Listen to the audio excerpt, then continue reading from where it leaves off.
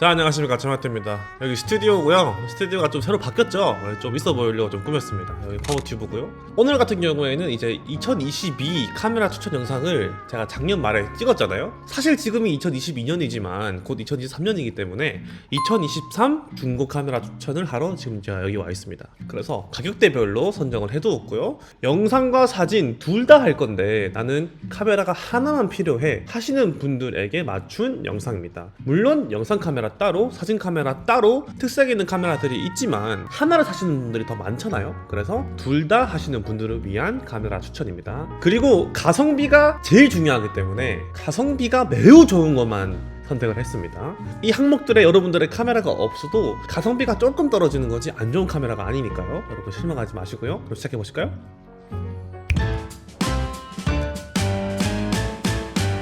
자, 첫 번째는 30만원대입니다. 이 30만원대는 어쩔 수 없이 카메라가 그렇게 성능이 좋은 카메라를 구매하실 수는 없어요. 이제 30만원에서 50만원짜리 카메라를 추천해주세요 라고 하면 뭐 스마트폰 있으시지 않습니까? 여러분들? 일단 스마트폰으로 많이 찍고 하시는 게 그런 카메라보다 훨씬 좋을 수도 있다라고 말씀드립니다. 왜냐면 너무 오래된 카메라들이기 때문이죠. 그런데 굳이 카메라를 사용해야겠다 하신 분들이 있어요. 왜냐면 카메라를 찍을 때 그 카메라만의 감성이 있지 않습니까? 이 뷰파인더를 보고 이렇게 찍는 감성이 있기 때문에 그런 걸 놓치지 못하시는 분들이 있단 말이죠. 그래서 추천드릴 상품은 바로 소니의 알파 6000입니다. 이거는 제가 옛날에 리뷰했던 적도 있지만 이게 2014년 제품이고요. 옛날에도 40만원이었지만 지금도 40만원이고 중고로는 25만원에서 30만원 그리고 렌즈가 포함돼도 40만원 언더로 구매가 가능하기 때문에 가성비로는 이만한 카메라가 없다고 생각합니다. 왜냐하면 2400만 화소에 초당 10연사 영상도 4K가 안 되지만 풀 HD는 충분히 찍을 수 있을 만큼 화질이 나쁘지 않습니다. 그리고 소니이기 때문에 렌즈군들이 굉장히 다양해요. 삼양 렌즈, 탐론, 시그마 이런 렌즈들도 풍부하게 있기 때문에 저렴하게 구성하기가 정말 좋습니다. 일단 번들 렌즈 구매하시고요. 그리고 35mm나 30mm 달렌즈를 구매하신다면은 총 60만원 언더로 구매를 하실 수 있기 때문에 충분히 사진과 영상을 잘 찍을 수 있다는 생각이 듭니다. 물론 단점으로는 오래되었고요. 배터리가 빨리 닳습니다. 지금 같은 겨울에는 꺼질 수 있어요. 4K는 당연히 안됩니다. 그리고 셀카가 안됩니다. 이런 단점들 제외하고는 40만원대에는 알파 6000이 제일 좋다고 생각을 합니다.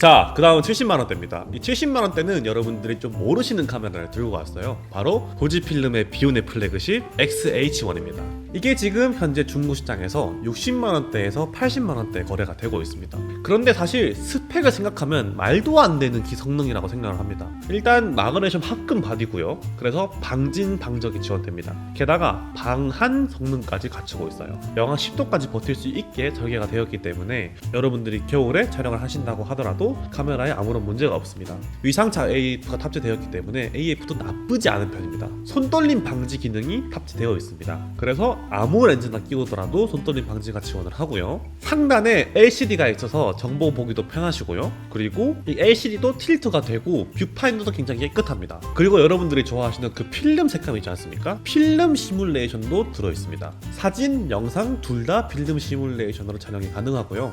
이 사진은 2400만 화소 그리고 영상도 4K가 다 됩니다. 영상 하시는 분들은 로그 프로파일이 필요하죠. XH1은 이 로그 프로파일도 지원을 합니다. 그런데 70만원이라고? 이게 솔직히 말이 안 되는 스펙이고 말이 안 되는 가격이라고 보시면 됩니다. 이 70만원대의 이 정도 성능은 얘밖에 없습니다. 이 단점으로는 후지치고 이쁘지 않아요. 그리고 좀 무거운 편입니다. 한 600g 남짓인데 좀 크고 무겁습니다. 클래식 네거티브가 없어요. 이 후지필름 쓰시는 분들은 클래식 네거티브 색감을 정말 좋아하시는데 이거 전까지만 있습니다. 2터나까지만 있습니다. 그리고 배터리가 빨리 닳는 게 단점입니다. 네, 그 다음은 120만원대인데요. 사실 오늘 영상 이 바디를 위해서 만들었습니다. 바로 XT4입니다. 지금 저를 찍고 있는 카메라가 XT4고요. 지금 제가 2캠을 사용을 하는데 2캠 용도로 XT4를 2대 샀습니다. 최근에. 여기 위에 한 번 더 있거든요. 이게 120만원대입니다. 상태가 좋으면 140까지 올라가는데 상태가 안 좋으면은 110만원까지 떨어지고요. 평균 시세가 120에서 130입니다. 제가 지금 찍고 있는 게 128만원 샀고요. 지금 위에 있는 게 120만원 주고 샀습니다. 둘 다 만컷 남짓입니다. 이상하게 블랙이 좀 싸고요. 실버가 좀 비싸요. 왜 그런지 모르겠어요. 근데 블랙이 더 이쁘지 않나? 나는 블랙이 더 이쁘던데. 이게 원래 170 정도였어요, 중고 시세가. 그런데 최근에 뭐가 나왔죠? XT5가 나왔죠. 그래서 T4를 구매하신 분들이 다 5로 가세요. 그리고 영상 하시는 분들은 H2로 갔기 때문에 이 T4를 쓰시던 분들이 다 판매를 하신 거죠. 근데 안 팔리니까 가격을 내리다 보니까 평균 시세가 120까지 떨어지게 되었습니다. 그러면 저 같은 사람은 이걸 줍죠. 이걸 주워서 쓰겠죠. 먼저 스펙을 보시면 2600만 화소고요. 초당 15연사가 가능합니다. 전자식이면 30연사가 가능합니다. 굉장히 빠르죠. 그리고 방진 방적 물론 다 되고요. 액정도 수입이 돼요. 셔터 스피드, 조리개, ISO 모두 다 편하게 돌릴 수 있도록 외장에 다이얼이 다 있습니다. 그리고 이게 플래그십 하드이기 때문에 거의 모든 기능이 다 된다고 보시면 되고요. 필름 시뮬레이션도 당연히 됩니다. 클래식 네거티브랑 이터나 블리치 바이패스까지 다 들어있어요. 지금 찍고 있는 필름 시뮬레이션이 이터나 바이패스거든요. 정말 이쁘게 나와요. 그래서 그냥 난 필름 룩스로 정말 멋있게 찍고 싶다라고 하시는 분들은 그냥 후지 필름을 구매하시면 돼요. 그냥 막 찍으면 영화의 한 장면입니다. 게다가 제일 장점인 거는 일단 카메라가 너무 이쁩니다. 이 타사에는 카메라들이 다 나 카메라야 하는데 이 후지 필름 카메라들은 필름 카메라인지 혼란스러울 정도로 레트로하게 디자인을 하기 때문에 들고 다녀도 정말 이쁘고요. 그리고 SD 카드도 2개 들어갑니다. 그래서 작업 촬영도 가능하죠.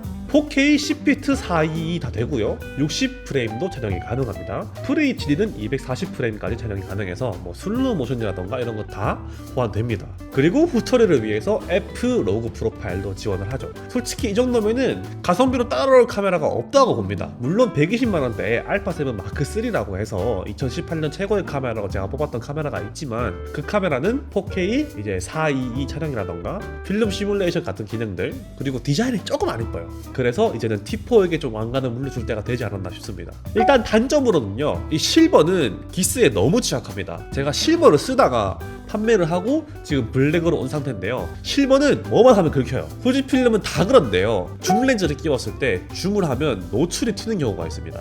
그래서 이거를 좀 주의하시면 되겠죠. 저 같은 경우에는 거의 단렌즈를 쓰기 때문에 문제가 없다 생각해서 잘 쓰고 있습니다.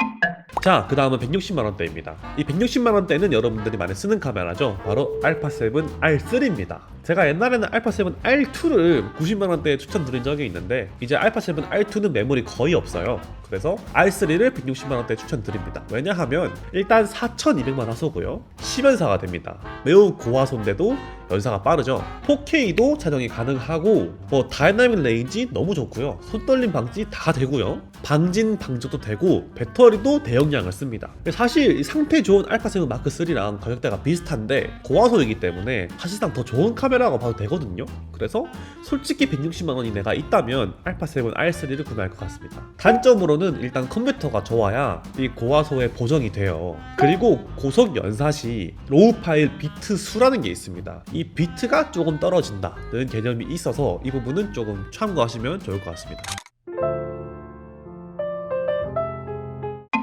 자, 이제 마지막은 220만원대인데요 이제 알파7 마크4가 중고 시세가 220만원이 됐습니다. 말이 안 돼요. 가격이 너무 내려갔어요. 원래 제가 샀을 때가 309만원이었고 제가 그거를 몇 개월 전에 250에 좀 싸게 팔았거든요. 근데 이제 신제품 미개봉 중고가 250이고요 한 1년 썼다 싶으면 220만원대에 이제 중고 시장에 나오게 되었습니다. 이 카메라 중고 구매 팁은 뭐가 있냐면 겨울에 싸요. 여름에 비쌉니다. 이게 왜인가 생각해봤더니 사람들이 여름에 사서 찍고 겨울에 타는 거임. 카메라를 구매할 때는 겨울에 산 다음에 여름에 팔아야 합니다. 약간 이거 알려지면 안 되는 팁인데.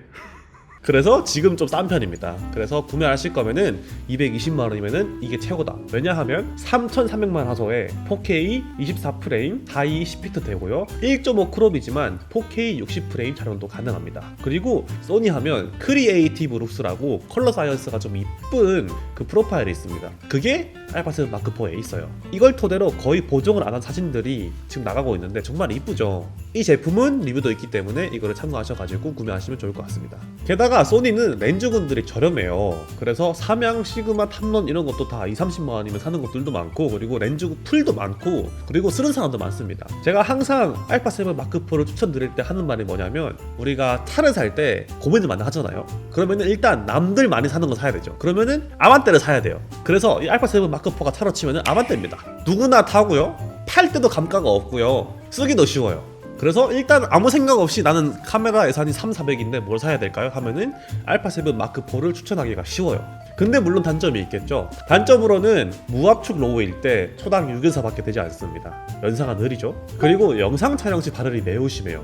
제가 지난번 촬영할 때 7분 찍으니까 꺼지더라고요. 당황했습니다. 근데 지금은 펌웨어 업데이트 때문에 발열 때문에 꺼지진 않고요. 그냥 뜨겁습니다. 카메라가 매우 뜨거워요. 겨울인 지금에는 손난로 대용으로 쓸 수 있겠죠. 그리고 가끔 튕겨요. 가끔 찍다가 블랙아웃 딱 오면서 카메라 액정이 켜져 있긴 한데 검은색 화면 뜨면서 안 꺼집니다. 그러면 배터리를 빼야 되거든요. 그런 경우도 저도 많았고요. 그리고 액정이 아직도 구려요. 물론 이 수입이 돼서 브이로그 찍을 수 있지만 액정이 아직 구리기 때문에 사진을 프리뷰 하실 때는 뷰파인더로 봐야 하는 단점이 있습니다. 근데 이런 단점들 이외에는 장점들이 매우 많기 때문에 일단 카메라를 구매하시더라도 탈 때 손해가 별로 없어요. 그래서 그런 분들에게 추천드리고 싶은 카메라입니다. 자, 오늘은 이렇게 중고 사진 영상 한 번에 하는 카메라를 가격대별로 추천드렸습니다. 어떠신가요? 반박이 가능하신가요? 물론 이것 이외에도 좋은 카메라들이 많지만 일단 제 생각에는 이렇습니다. 저 같은 경우에는 요즘 필름 카메라를 많이 찍기 때문에 디지털 카메라를 잘 안 사지만 그래도 카메라 시세들은 다 알고 있어요. 싸지면 사야 되니까. 그런 걸 내가 사서 써야 되니까. 그래서 T4를 매우 잘 쓰고 있습니다. 여러분들 T4 짱입니다. 진짜 안 되는 게 없어요. 다음에는 이제 뭐 영상용이라던가 사진용 따로따로 이렇게 추천을 드릴 수 있는 영상을 다시 만들어 올 테니까요. 다음에 또 만나요, 여러분.